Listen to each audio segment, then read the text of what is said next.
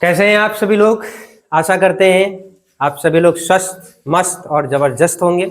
हम लोगों का ये कारवां केमिस्ट्री का कक्षा 10 का स्टार्ट है और पिछली कक्षा में हम लोगों ने देखा था धातुओं व अधातुओं के भौतिक गुणधर्मों में अंतर। आज की क्लास हम लोग कंटिन्यू रखेंगे धातुओं और अधातुओं के रासायनिक गुणधर्मों में अंतर। तो चलिए बिना देर किए स्टार्ट करते हैं आज की बहुत ही महत्वपूर्ण क्लास। सबसे पहले हम ये समझते हैं धातु और अधातु के रासायनिक गुणधर्मों में अंतर क्या होता है। आपको एक चीज ये पता होगी कि केमिस्ट्री में जितने भी एलिमेंट्स होते हैं जिनके पास इलेक्ट्रॉन अधिक मात्रा में होते हैं वो इलेक्ट्रॉन का दान करते हैं, इलेक्ट्रॉन को डोनेट करते हैं, और जिनके पास इलेक्ट्रॉन की कमी होती है वो इलेक्ट्रॉन को ग्रहण करते हैं, एक्सेप्ट करते हैं।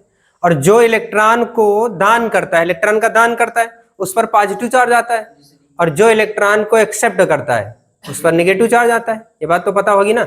अब इसको ऐसे ही समझो, जैसे कि मान लो एक तत्व है सोडियम, है ना, और दूसरा तत्व है क्लोरीन, है ना। ध्यान से समझना इस एग्जाम्पल को। अभी हम इसका अगर हम एटॉमिक नंबर लिखें तो सोडियम का कितना होता है 11, और क्लोरीन का कितना होता है 17। अब इसका अगर हम इलेक्ट्रॉनिक विन्यास लिखें कितना होगा बताओ, 2 8 1, और इसका कितना होगा 2 8 7। अब यहां पर इसकी लास्ट सेल में कितने इलेक्ट्रॉन 1, इसकी लास्ट सेल में कितने इलेक्ट्रॉन 7। अब ये अपना अष्टक कंप्लीट करना चाहते हैं दोनों एलिमेंट्स। होगा क्या, यहां पर इसका जो लास्ट वाला इलेक्ट्रॉन है 1 ये अधिक है, एक्स्ट्रा है इसके पास। ये तत्व ये चाहेगा कि ये हमारा एक्स्ट्रा इलेक्ट्रॉन कोई एक्सेप्ट कर ले, और उतनी ही जरूरत क्लोरीन को है। क्लोरीन के लास्ट सेल में 7 इलेक्ट्रॉन है, एक अगर मिल जाए तो इसका अष्टक पूरा हो जाएगा, और ये इस उम्मीद में है कि हमें कोई इलेक्ट्रॉन दे दे। तो ये सोडियम यहाँ पे क्या करेगा, अपना 1 इलेक्ट्रॉन इसको डोनेट कर देगा, और जब डोनेट कर देगा तो इसके पास 1 इलेक्ट्रॉन बढ़ जाएगा, अर्थात 8 इलेक्ट्रॉन इसमें हो जाएंगे। और इसका जब 1 इलेक्ट्रॉन निकल जाएगा तो इसका भी आर्कटेक पूरा और इसका भी आर्कटेक पूरा। अब इसने चूंकि इलेक्ट्रॉन का दान किया है इसीलिए तो इस पे पॉजिटिव चार्ज आता है, और इसने इलेक्ट्रॉन का एक्सेप्ट किया, ग्रहण किया है इस पर, इसलिए इसमें नेगेटिव चार्ज आता है। अब यहीं से सीखो, पॉजिटिव चार्ज मतलब सोडियम क्या होती है, धातु होती है, और क्लोरीन पे नेगेटिव चार्ज अर्थात अधातु होती है। यही तो पहला पॉइंट बताया गया है कि धातुएं इलेक्ट्रॉन त्याग कर धन विद्युतीय लक्षण दर्शाती हैं, जबकि अधातुएं इलेक्ट्रॉन को ग्रहण करके ऋण विद्युतीय लक्षण दर्शाती हैं। क्लियर है ना। अगला पॉइंट समझते हैं, धातुएं अम्ल के साथ लवण बनाती हैं, है ना। ये चीज हम लोगों ने दूसरे चैप्टर में डिस्कस किया था, अम्ल और क्षारक के जब रासायनिक गुण पढ़ रहे थे। तो जब भी कोई धातु अम्ल के साथ रिएक्ट करती है तो वो लवण बनाती है। कैसे, एग्जाम्पल भी ले सकते हैं। मान लो हमारे पास HCl है ना, 2HCl, और इसको रिएक्ट कराते हैं जिंक धातु के साथ। किसके साथ, जिंक धातु के साथ। अब यहाँ पर क्या बनता है पता ही होगा तुम्हें, क्योंकि ये कैसे टूटेगा, H+ और Cl-। तो यहाँ पर चूंकि Cl के 2 मॉलिक्यूल हैं और हाइड्रोजन के भी 2 मॉलिक्यूल, 2HCl का मतलब 2 हाइड्रोजन 2 क्लोरीन। अब 2 क्लोरीन यहाँ से निकलेंगे और जिंक के साथ जुड़ेंगे तो क्या बनेगा, जिंक क्लोराइड, और प्लस यहाँ से क्या निकलेगा H2 यानी हाइड्रोजन गैस।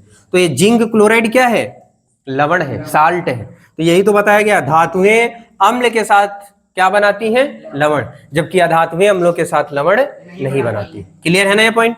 नेक्स्ट पॉइंट, कुछ धातुएं अम्ल से क्रिया करके हाइड्रोजन गैस भी बनाती हैं। इसी उदाहरण से समझ सकते हो, यहाँ हाइड्रोजन गैस निकल रही है, धातुएं, ये धातु है जिंक, इसने रिएक्ट किया किसके साथ, अम्ल के साथ, तो हाइड्रोजन गैस भी बनाई। दूसरा एग्जांपल भी ले सकते हो, मान लो हमारे पास जिंक धातु है और इसको हम रिएक्ट करा देते हैं H2SO4 के साथ, यानी सांद्र सल्फ्यूरिक अम्ल के साथ। तो हमें पता है कि यहाँ पर सल्फेट अलग होगा, हाइड्रोजन अलग होगा, यानी H2 अलग होगा और SO4- अलग होगा। अब यहाँ पर क्या होगा, जिंक सल्फेट ZnSO4 और प्लस ये हाइड्रोजन गैस बाहर निकलेगी। इसी एग्जांपल से भी समझ सकते थे कि जब धातुएं अम्ल से क्रिया करती हैं तो हाइड्रोजन गैस बनाती हैं, जबकि अधातुएं अम्लों से क्रिया करके हाइड्रोजन गैस नहीं बनाती हैं। लास्ट पॉइंट डिस्कस करते हैं, धातु ऑक्साइड। जितने भी धातु के ऑक्साइड होते हैं वो जब जल से क्रिया करते हैं तो क्षार बनाते हैं, जबकि अधातु ऑक्साइड जल से क्रिया करते हैं तो अम्ल बनाते हैं। एग्जाम्पल भी है, जैसे कि ये Na2O है ना, ये एक धातु ऑक्साइड है। धातु ऑक्साइड का मतलब किसी भी धातु को ऑक्सीजन के साथ जोड़ देना, धातु ऑक्साइड। तो ये धातु ऑक्साइड है, ये H2O वाटर के साथ रिएक्ट कर रहा है, तो काहे का निर्माण कर रहा है? Sodium hydroxide. सोडियम हाइड्रोक्साइड क्या है? क्षारक है, यानी क्षार है। और अधातु ऑक्साइड यानी किसी अधातु को ऑक्सीजन के साथ जोड़ देना, जैसे कार्बन अधातु है, ऑक्सीजन के साथ जोड़ दिया तो कार्बन डाइऑक्साइड एक क्या है? अधातु ऑक्साइड है। तो अधातु ऑक्साइड को जब हमने रिएक्ट कराया जल के साथ तो क्या बनाया? अम्ल। ये कार्बोनिक अम्ल है, H2CO3 कार्बोनिक अम्ल। तो यहाँ अम्ल का निर्माण हुआ और यहाँ क्षारक का निर्माण हुआ। क्लियर है ना? तो अभी हमने धातुओं तथा अधातुओं के रासायनिक गुणधर्मों में 4 पॉइंट क्लियर किए, है ना। इसको एक बार रिवाइज कर लेते हैं, बहुत ही आसान है।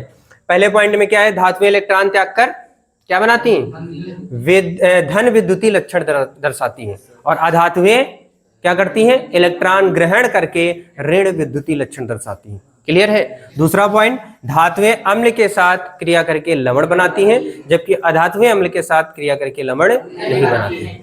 नेक्स्ट पॉइंट क्या हमने डिस्कस किया है कि कुछ धातुएं अम्लों से क्रिया करके हाइड्रोजन गैस बनाती हैं, जबकि अधातुएं हाइड्रोजन गैस नहीं बनाती हैं।